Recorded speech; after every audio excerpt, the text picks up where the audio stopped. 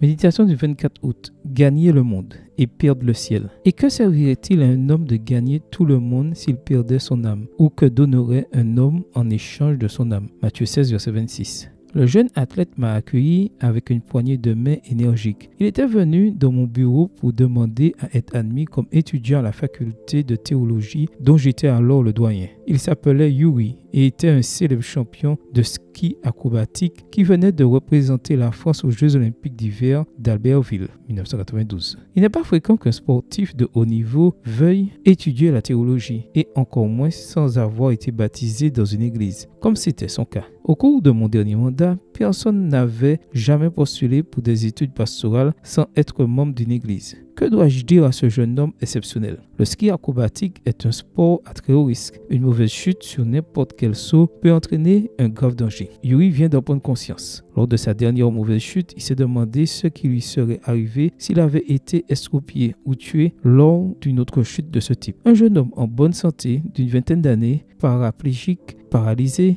estropié ou mort, juste pour avoir sauté un peu plus haut ou plus compliqué, ou en moins de temps que d'autres jeunes. Et tout cela pour le simple désir d'obtenir une médaille. Je ne veux pas continuer à vivre centré sur moi-même. La célébrité et le succès sportif ne me rendent pas heureux. J'ai décidé d'abandonner la compétition professionnelle et de me consacrer à quelque chose de meilleur. C'est la raison pour laquelle je suis ici. J'ai été très ému d'entendre ce témoignage d'un jeune homme si prometteur. Surmontant la tentation de la célébrité, Yuri avait décidé de consacrer sa vie au service des autres. Quelques mois plus tard, ce fut encore plus passionnant de le voir témoigner devant l'église et se donner à Jésus, là dans les eaux du baptême. Bien que Yuri n'ait pas terminé sa formation pastorale, il a réalisé son rêve de consacrer sa vie à aider les jeunes en difficulté à sortir de leurs problèmes et à mener une vie plus saine et plus fructueuse. Après avoir travaillé pendant quelques années comme professeur d'éducation physique dans une école adventiste, j'ai appris aux dernières nouvelles qu'il travaillait dans un centre de désintoxication pour jeunes toxicomanes dans une institution bien connue dirigée par des membres de sa famille. Seigneur, apprends-moi à servir avant que cela soit trop tard pour moi. Amen. Bonne journée à vous et que le Seigneur vous bénisse.